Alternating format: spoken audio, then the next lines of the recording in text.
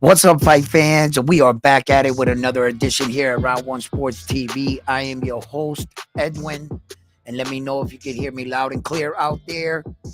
Uh, we have an amazing show for you here today. We're going to be talking about David the Monster Benavidez and David Morrell. Listen, this is a banger. Okay, this is probably one of the biggest fights kicking off the calendar year, starting the 2025. So we're gonna talk about this fight, the undercard, and much more. So join us here at Round One Sports TV. And like always, let's get right into this video.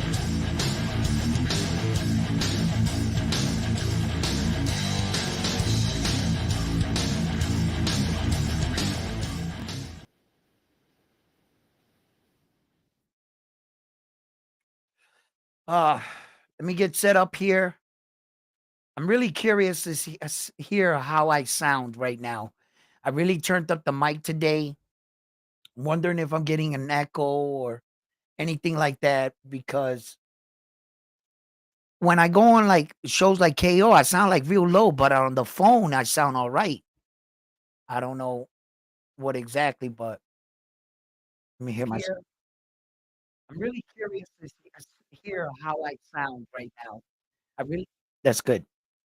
What's up, guys? How you guys doing in the building? What's up, Armando? What's up, Frontline? Loud and clear.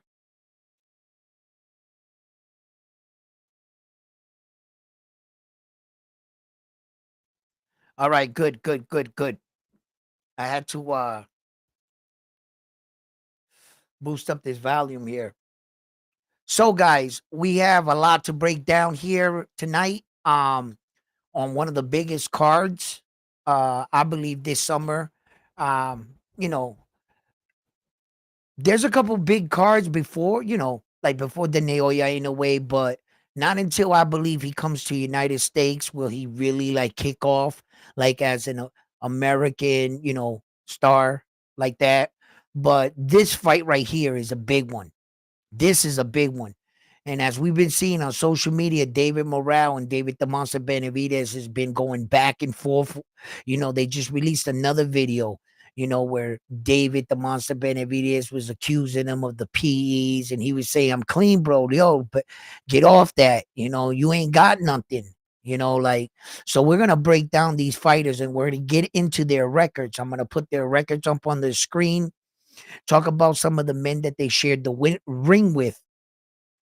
And what, you know, how do you see this fight? Who do you see winning? It seems like every day people are flip flopping. Some people are buying into the notion that David Morrell is the real deal and that he just might pull one of the biggest upsets in boxing. David the Monster Benavidez, if you ask him, he doesn't have a chance. He's going to stop David Morrell, according to David the Monster Benavidez. Now, when we look back at this rich, boxing culture, that we have, a lot of fight fans, these are the kind of fights we want. These are the kind of fights that, get you up and anxious early. Can't wait for tonight for that fight. All day you're thinking about it. This is that kind of fight. And kudos to David Morrell for daring to be great early. And kudos for David, the Monster Benavidez, for taking the fight and also daring to be great. Both these men, Cuba has a rich boxing culture. And David Morrell right now is in talks of, he is arguably one of best of Cuba's best amateur boxers with like a crazy amateur record with like 132 fights with 2 losses. But where does he stack up among the rest of the Cuban boxers, that have come over and made a career out here? Where does he stack up? So it's going to be interesting to see, him move up and take take this opportunity at 175 because at 168 he was a different fighter. He didn't for me he didn't look the same at 175. But we can tax that on to, acclimating to the division.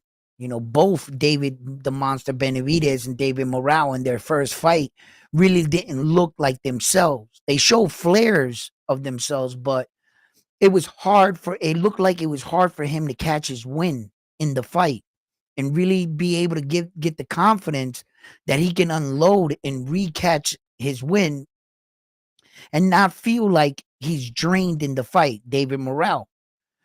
So, where does he stack up among Cuban fighters?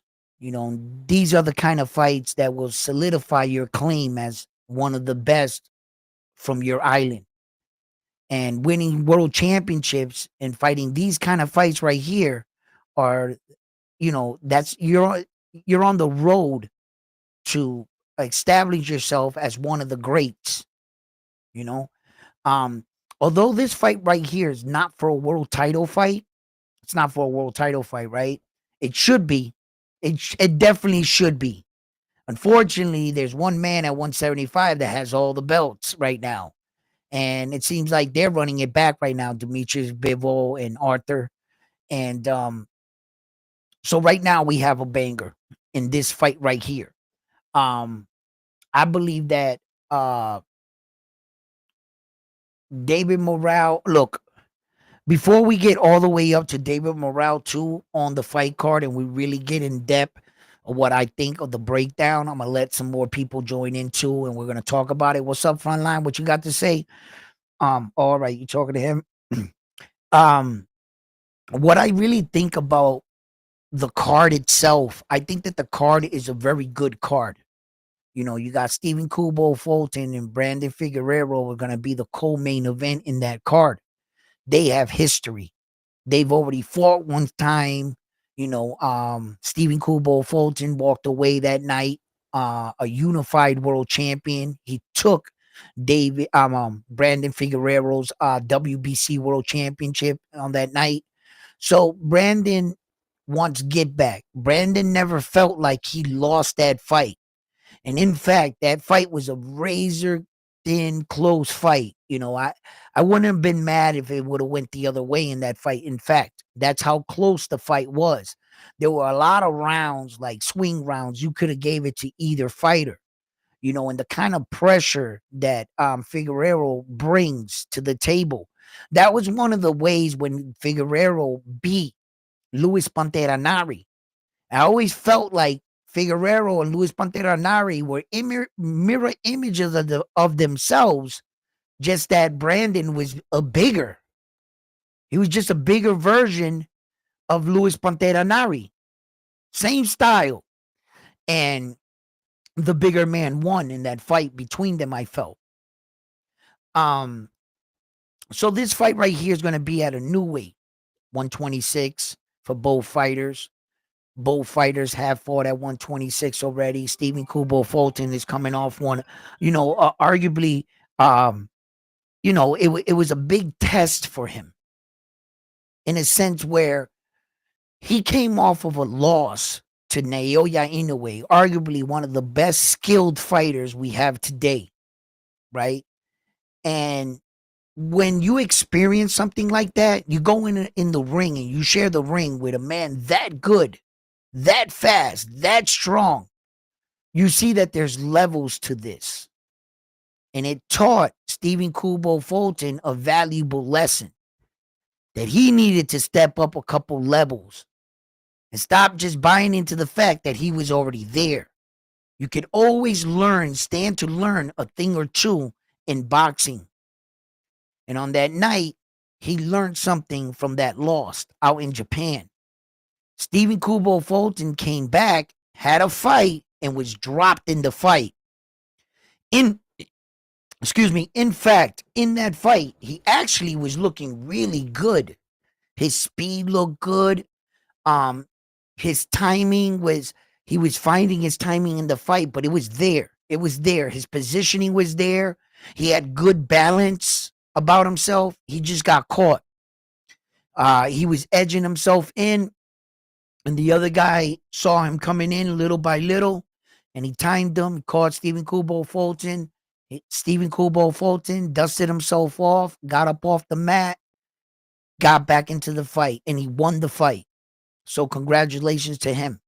Now, these two men, you know, remember the argument back then between the two of them. What was it? Oh, I'm weight drained. I feel depleted. Time to move up. If I fought him at 126, it would be a different fight. I feel like I'll be stronger, more powerful, faster. I won't be so drained. So we're about to get a lot of answers to these questions that both these men had to say after their first encounter. Both of these men had things to say. And a lot of people say Stephen Kubo Fulton stood at 122 because of the Naoya Inoue fight, because it was a big money grab fight, and he felt like he could win that fight until he got in the ring. So that fight on this card is going to be a good fight. Now you also, right, there's Isa Pitbull Cruz, right? Now here's a fight right here on this fight card that once again the Saudi Prince seems to always put the cart before the horse.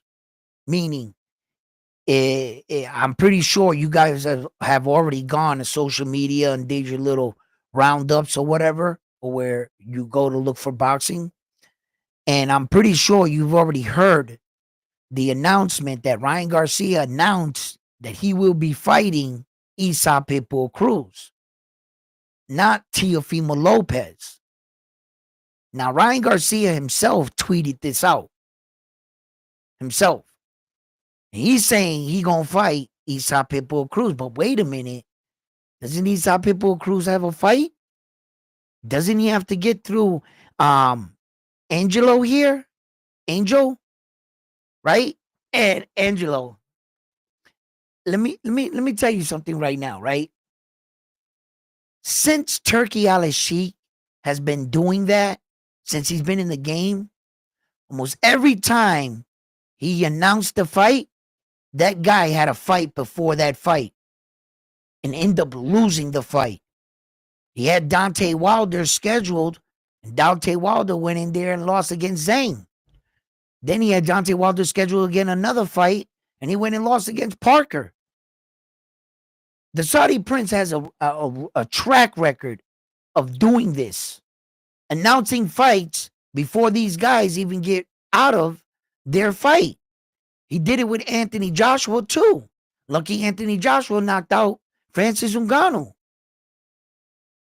So now he's announcing, because they just had this little gathering for Ringside Magazine, and in there the Saudi Prince was putting together some fighters, right? He had invited fighters there such as Devin Haney. I'm not sure if he invited Tio or if he crashed the party. Kind of seems that's what he did. But there were a lot of fighters there. So he was, trying to conduct a little bit of business, and that Saul and Terrence Crawford was probably the biggest, biggest money fight that he was probably discussing that day. But Ryan Garcia tweeted that out. So here we are. Isa Pitbull Cruz has to win this fight in order to get the money grab fight with Ryan Garcia. In order to sell that fight too, he loses this fight. I'm not sure that fight goes on after that. So here he is again. So now you're putting the pressure on Isa to do his part, and then the Saudi Prince announced a card where in fact Devin Haney would be fighting someone else and Ryan Garcia would be fighting Isa Pitbull Cruz and etc. And this card is still coming about, even as I speak right now. There are men and women probably being moved around. So, I see what he's trying to do, Turkey. I see what he's trying to do. Um,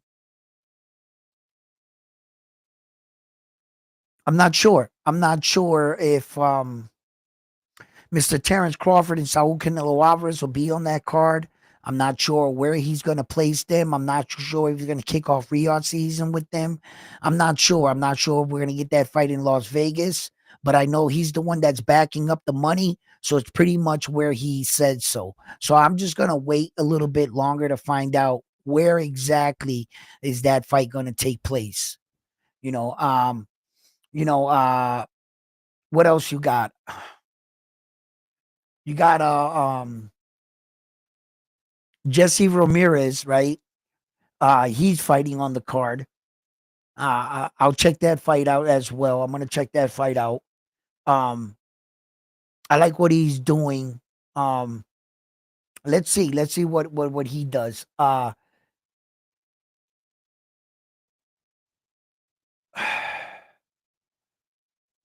What else? What was it? What was I looking at today? It keeps popping in my head as I'm talking. Like I can't get it out of my head. There was something I had to tell you guys that I had seen. Let me pick up my phone here.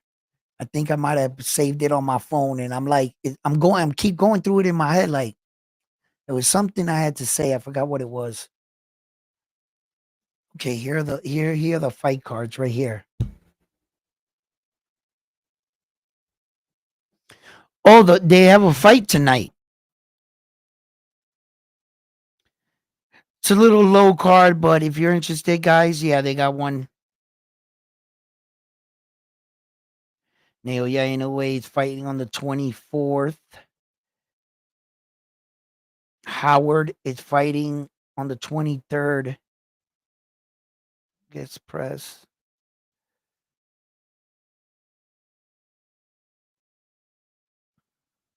There was a fight that I wanted to say something about.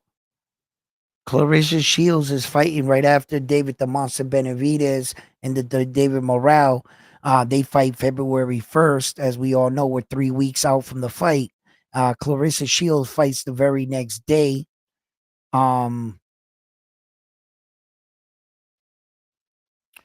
Keyshawn Davis is on the 14th.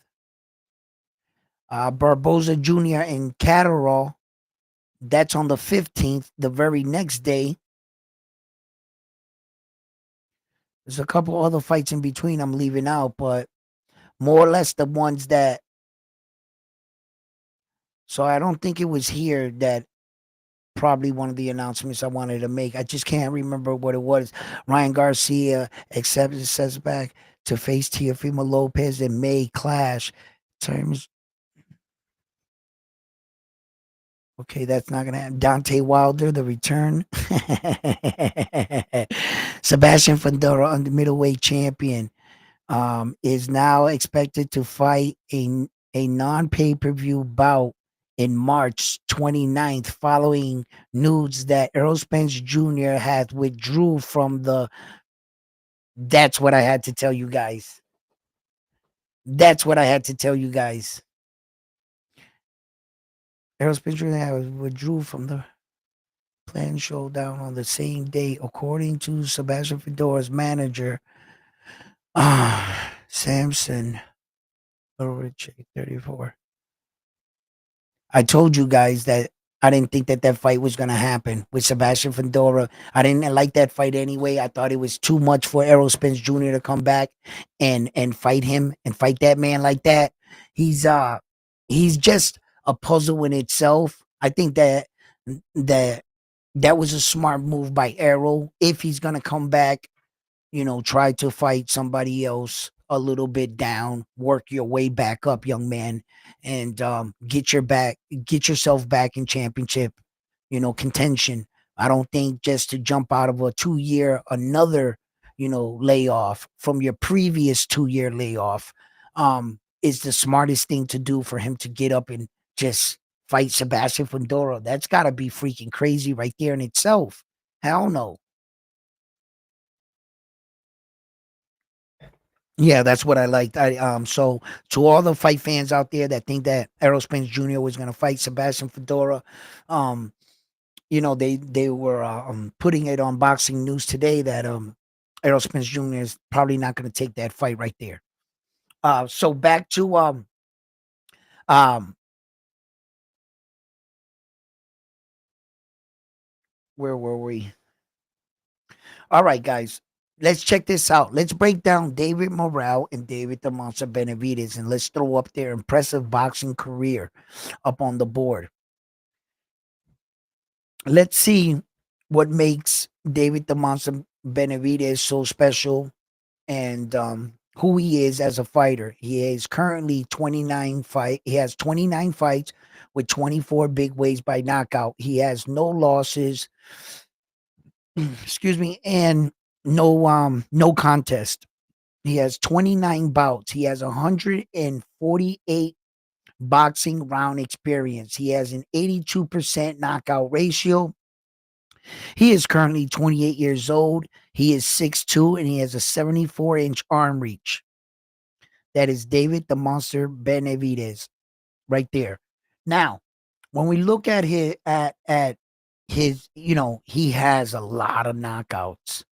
When you're looking at these green boxes right here, where it shows, this is a TKO win right here, etc., etc. You're gonna see it all wins. Well, the cat's out of the bag. He's undefeated. I believe that some of the David the Monster Benavidez' toughest opponents on his resume, he's got quite a few of them. And as you're gonna see, you're gonna start to see the names. See, this is where David the Monster Benavidez' competition really started to step up. I would say anyway. Um, you know, um, the fight with Darrell, Anthony Darrell. Anthony Darrell in his own fight, respectfully, is a worthy opponent. He's a good fighter. The way he dismantled that man right there. Um, you know, um, Ronald Ennis, Davis here. These were good fights. These are well, the Caleb Plant fight. Let me tell you something, man. That was a good fight because it was a good measuring stick of where he would be at. Kind of like because David, we could, as we all know, um, Saul Canelo Alvarez took the last remaining belt at 168 from Caleb Plant. Or the WBC. It was no, was it?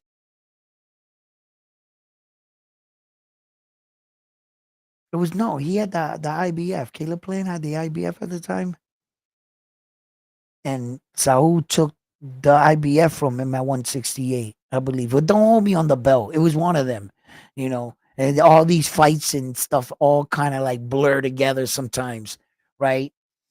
And the drink doesn't help. But anyway, Caleb Plant, that fight right there was a good fight. And because of the fact that I didn't get to see David the Monster Benavidez versus Saul Canelo Alvarez, when I got that fight, I said, aquí this is it right here. I said, depending how David the Monster Benavidez fares up against Caleb Plant.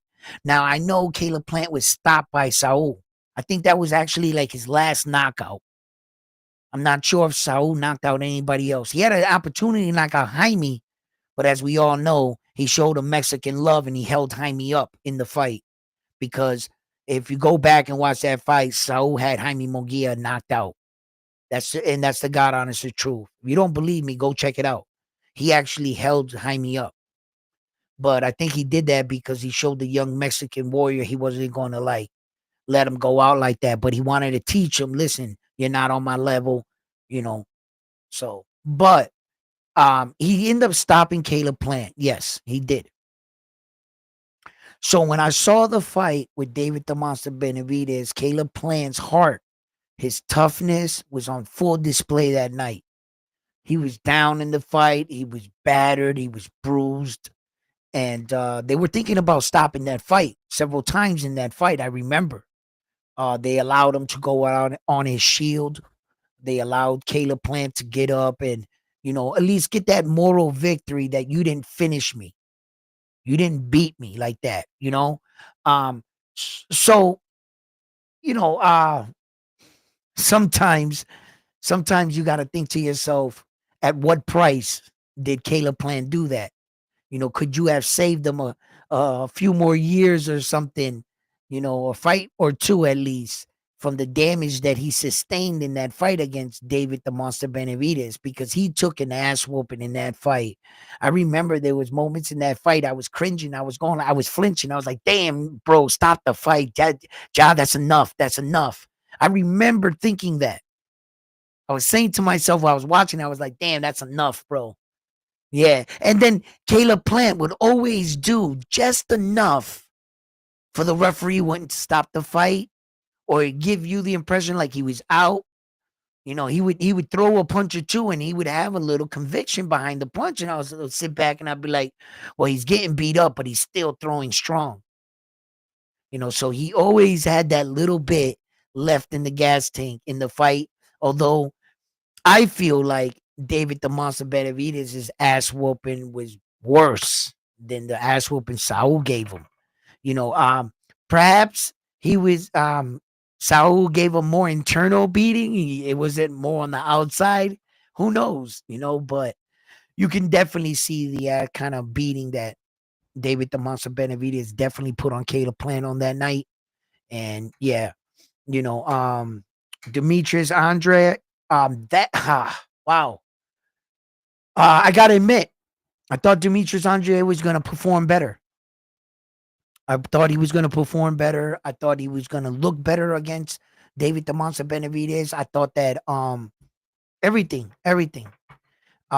He didn't even look like he belonged in the ring with David the Monster Benavidez, if I'm being totally honest. It looked like two, the fighters in the same weight division, but on two different levels. And it was definitely clear to see. Demetrius Andre couldn't get it out of second gear. You know, he looked bad in that fight, if I'm being honest. Yeah. Um, and then, David the Monster's last fight. Look, guys, I don't want you to read too much into that fight, guys. You did see flares of David the Monster Benavidez, I would say up into the fourth round, where he started to drop off a little. He kicked up another, he got like his second win late in the fight. Then he closed the show in the fight. It didn't look like that typical David the Monster Benavidez with, where he was. He's well known for being a volume puncher. A lot of punches being thrown, heavy, hard, bludgeoning shots. He's well known for being that kind of fighter. He couldn't really like be himself, and that's a bad feeling to be in a fight. When you start to question your training, you notice you're getting tired. You can't open it up quite like you want to because it will leave yourself vulnerable. Because now you threw everything, you're exhausted, you can't even keep your hands up. You can't even block the punches that are coming in. You don't want to be there in a fight. And just before you get there in a fight, the fighter goes through that moment in the fight where that he starts to second guess himself, his training, everything. And he starts to fade away. It's up to him to change his mindset in those moments in the fight. He don't know. I believe in my training. No, I believe in myself. I can beat this guy. I got to switch it up. And pay attention to what I'm doing. I'm doing this because I'm lure him into this. Stay the course. Stay mentally strong. And these are the moments, in fights that only experience can buy. And I believe David the Monster Benavidez in this fight, he has the more professional boxing experience. Now, when we look at his fighter, David Morrell, the guy he's going to come up to fight, he has a small record, 11 fights, 9 knockouts. I know what you're thinking, right? Yeah, the record is kind of small. But let's look at this small record opponent and why is he here? If you're asking yourself, then why is this guy fighting him? I'm about to tell you why. This is David Morrell. David Morrell right now is ranked number 1 among Cuban fighters in this weight division. He is ranked number 4 worldwide. He has 11 bouts. He only has 54 round experience. He has an 81% knockout ratio. He is 27 years of age. He is 6'1" with a 78-inch arm reach, 4 inches longer than David the Monster Benavidez. Okay. In the early parts of his career, as usual, you start off your career. He started it off pretty strong. Right away, you're gonna see a spike in his competition out the gate. His first fight was a fighter that had a losing record with 2-6, but then quickly went up to a 15-6 winning record opponent in his very next fight. He didn't take a lot of tune-up fights. He didn't fight your typical, um, you know, career 4-round fights, at least 4 or 5 of those, and about 4 or 5 6-round fights, and about 4 8-round fights before your fighter starts to make that move up to the 10-round, 12-round, where you want to be. David Morrell's competition quickly escalated throughout, through the division. Like, he quickly started fighting guys with winning records, and guys typically you weren't supposed to be fighting in your third professional fight. You weren't supposed to be fighting this guy in your fifth fight. You're supposed to be fighting the kind of guys he was fighting with the records they had in like their 10th fight or something, at least, best. No, you can see it here clearly, and you can see the numbers. Look, from his first fight right here, his next fighter was 15-6. His next fighter was 20-0. Was 20-0 in his third professional fight. That's why he's here. This Cuban superstar right here quickly came in and said, I don't need any favoritism. What I would like you to do is throw me into the fire. Sink or swim. My man had a life vest on. And he, look. It just, look, and then he fights another undefeated fighter, 12-0. He wasn't your typical the amateur green fighter. That's why he's here. That's why he's a real threat. Because right away, he came in and he started kicking ass. Right away. He already defeated undefeated fighters, disrupted careers in his first 4 or 5 fights.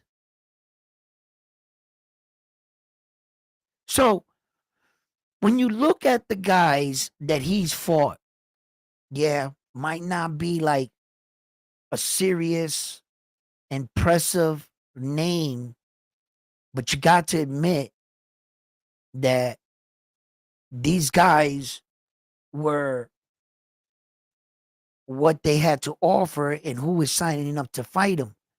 A lot of these guys at the top weren't turning around to give a young, hungry lion an opportunity. So David Morrell had to make his way.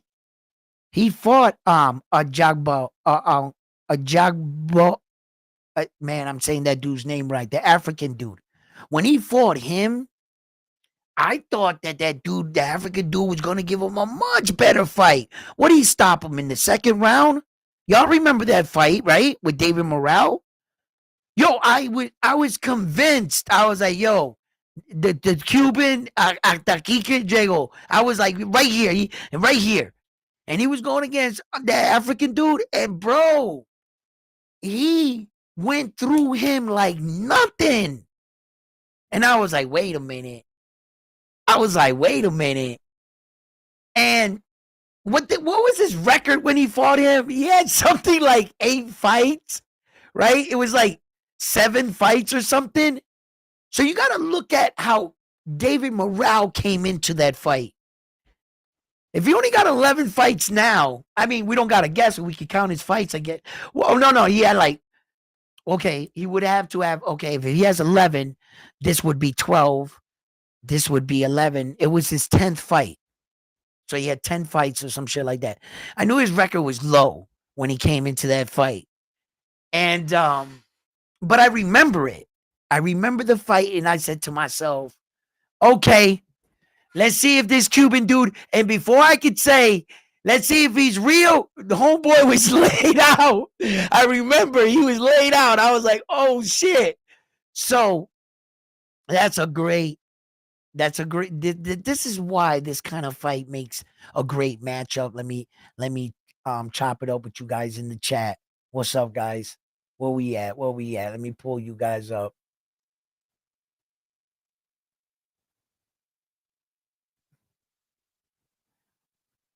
Ryan won't make the weight, Armando.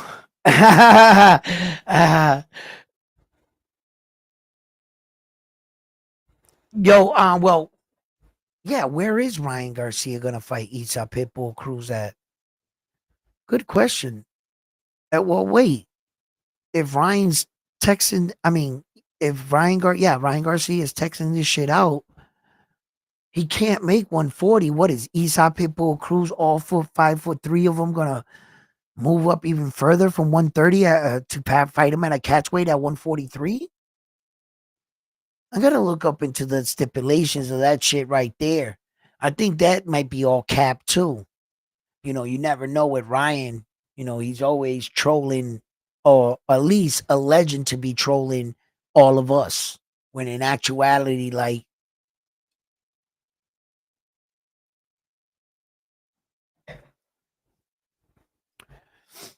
yeah. So I think that this fight right here with David the Monster Benavidez and David Morrell, when it kicks off, um, styles make fights, guys, right? And the thing with this fight right here, man, it's tough. It's tough to break it down. They're too similar. They have, in some fights, when you're going up against like an elite fighter, if you have certain traits, long reach, height, size, where you're bringing something to the equation, you're bringing something to the fight.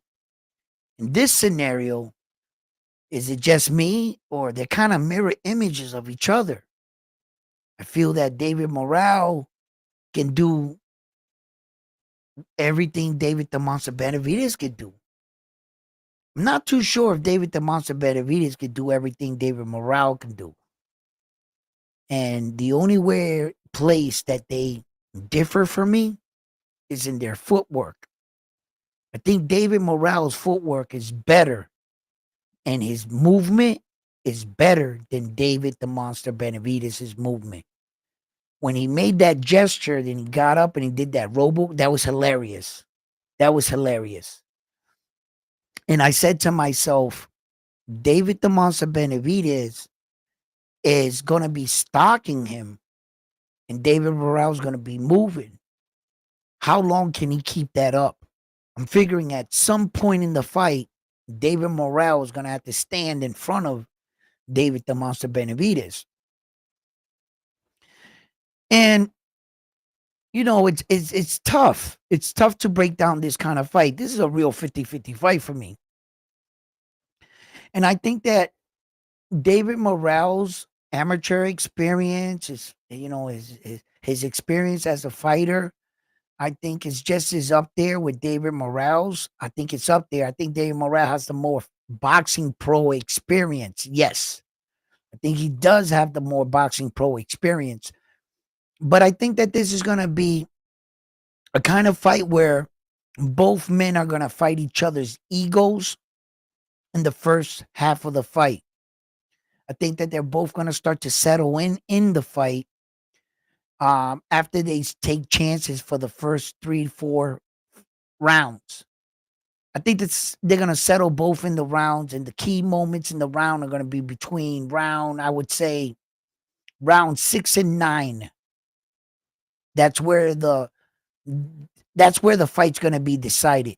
I think on this night, the fight's going to be decided between round 6 and 9. Yeah. Depending who's leading coming out of the 9th round, I'll tell you who's about to win this fight. I'll tell you. because it's tough. It's tough because both men are equally strong. Both men, I feel, hit exceptionally hard. I think both men are great talents. I don't really think that, you know, one's just gonna, and that's why I love this fight. That's why this fight is a banger. We're not watching another fight where that you sit back at your house and you say, "Oh, this guy's gonna clearly win this fight." No, we're not watching one of those fights. We're watching the best fighting the best. This is the version of what you guys are talking about. Here you go. It's right there. This is a big fight. The card is pretty good. I like the card. There's a lot of good fights I talked about on the card that I'm definitely going to watch. Tune in with me on the night of the fight on the first. We're going to be checking out this fight right here. I will be going on for the Naoya Inoue fight in the morning. So if you're interested on watching that fight with me, get up in the morning. We'll have some boxing and coffee. Join me. Um, that fight right there, I just at this point right here, I didn't care who they put in the ring with them. I just wanted them to save the card and not for it to get pushed back any further. So yeah, definitely, definitely. And shouts out to my man out there, Sports out there, True School Sports. He looks like he's holding up for the fight. He's been out there for quite some times. I've been watching his little journey on getting eyes on Naoya Inoue. Man, he's doing it. He's doing it. You know, I can't get a passport like that quick. So I was never gonna make the fight, even if I signed up for it. It wasn't gonna get approved in time. So I couldn't get out there, but I would love to see the young Japanese man in action live. So I feel what my man's going through out there. So yeah. So this fight really like it's interesting in a lot of ways, a lot of unknowns, but we're about to get a lot of our answers, guys. We really are. So, guys, yeah, man. Yeah, boxing and coffee, I'm Bam Bam. Yes, absolutely. That's how we do. Yeah. So tonight's like a little slow night right here. I just wanted to get on and talk about some of these big matches that we got coming on today. I'm up, and to come on today and to talk about them. So leave me your comments in the comment sections below. Let me know what you guys think about this fight. We should talk more about this fight, guys. We should really like start boosting this shit up. There's a lot of other nonsense that we talk about boxing that really doesn't, freaking matter. And when we got fights like this coming around, we should really be talking these kind of fighters up right here. And that's why I do this here at Round One Sports TV. So fight fans, um I'm gonna cut this one right here short. Uh, I want to get some things done and wrap this up, and definitely start putting some videos together for some future shows for us, guys. So, look, fight fans, I hope you enjoy the episode. Give the videos a like if you haven't already. Subscribe to the channel. Let me know what you think about this fight right here. Who wins in the fight? How do you see the fight? Let me know what you think about the Stephen Kubo Fulton, Brandon Figueroa fight. What you guys think about the Isa Pitbull Cruz. You know, and Jesse Romans is on the card too as well. So let me know what you guys think about this card right here. You know, um, I like the card in a lot of ways, and I think it's going to be a very exciting night for boxing. So, fight fans, listen, I'm on to the next one after this one here at Round One Sports TV. You guys have been amazing. Please don't forget to give these videos a like. And like always, I'm on to the next one after this one. Peace, guys.